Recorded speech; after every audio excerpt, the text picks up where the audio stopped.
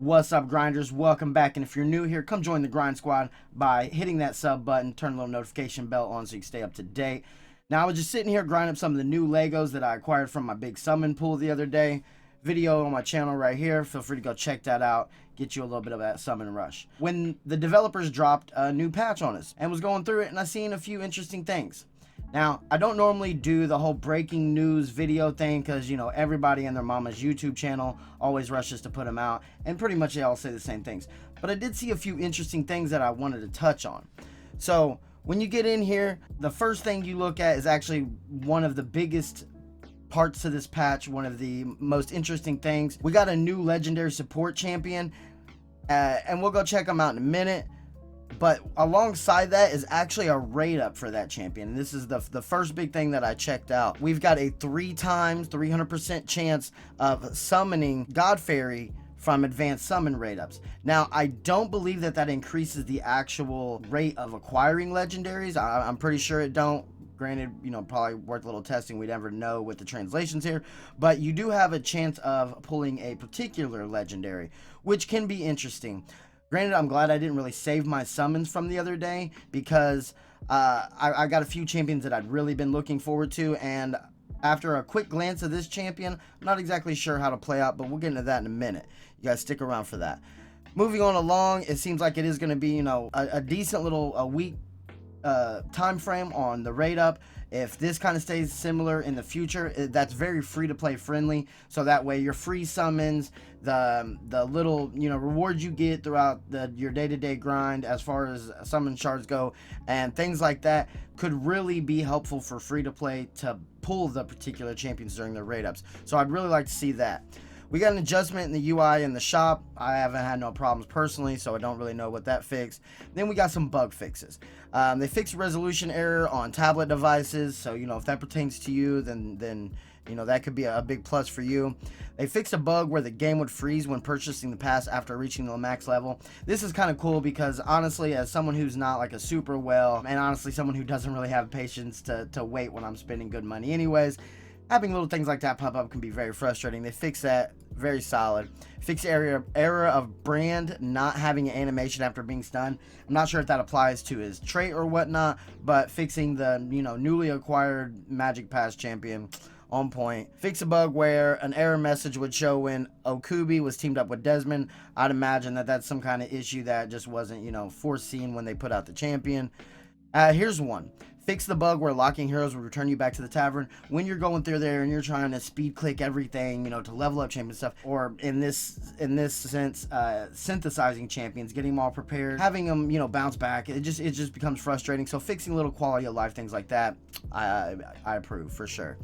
And then to round it off, we got a few translation errors. One's on Magnar's ability, and then several translation errors in Endless Trials. I see this as a good direction because going through, whether it's kits or items or, areas of the game, having these translation errors for someone like me who's really, trying to nitpick all the little nuances inside of a kit or inside of a mechanic in the game to try and utilize it to the best of what the game's given us. Having the translations on point is huge. So again, when it comes to the direction, they look like they're doing some things that are adding champions, because I feel that the champion pool is a bit scarce. Giving rate ups, always a good direction in gacha games, and the time base on it, that's free to play friendly, not so much of the FOMO thing. Graphic errors and bugs, that's always good that they're keeping up on top of it. They're doing it on a regular basis. And then fixing things that will kind of frustrate you on your day-to-day progress and grind. I mean, just honestly, everything in here is like, okay, the dev team, they're on top of their game, they're noticing things, they're reading the bug report in the Discord often. If you guys haven't, make sure you go join the official Discord for Awaken Chaos Era. It's a solid group in there. You can get plenty of help, and again, clearly the developing team pays attention to it, so our voices are heard. Love to hear that out of a game. Now, I almost forgot to go over the champion, so I hope you stay tuned in to the very end of this, but we're gonna go ahead and look up GodFery and see if he's really worth the attempts at pulling for on the rate up. First things I like to look at when I'm checking out a champion, so that way I know what to kind of pay attention to in their skills, is their stats and their trait. Those are the first two things I look at. We've got a very strong health pool here, not too bad on the defense, pairing it with the health. Speed, he's a very fast champion, so keep that in mind. That'll play in here a little bit. And his DPS stats are they're kind of whatever, they're all right. Now looking at the trait, we're going to look at the Ascension. We're going to look at the max value out of the trait. Deals 80% damage to an enemy recipient of a positive effect with a 100% chance of extending the cooldown of the target's ultimate ability by 1 turn, with a cooldown of 1 turn.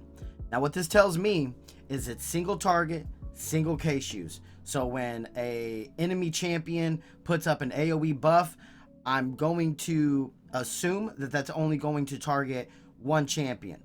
Which, if it's going to be dealing with the AI, you're probably going to be looking at the champion that is auto-clicked on it. So really, that's kind of hard to target, to control who that affects. Increasing the cooldown on the ultimate ability, that's solid, that's great. But again, if you can't really control it, how much use does it really have? Let's move on to the ultimate. The ultimate deals 120% damage to an enemy and randomly transfers 1 positive effect from the target to all team members. Removes all positive effects on the target. Now, as far as PvP goes, the sky's the limit. You could pull counterattack for your team from an enemy William, or the Snow Wolf, the White Wolf, or whatever. You could pull speed ups, which honestly could mess up your speed tuning if you're running something like the Ash 12 team with Mary and them. It's really kind of very situational.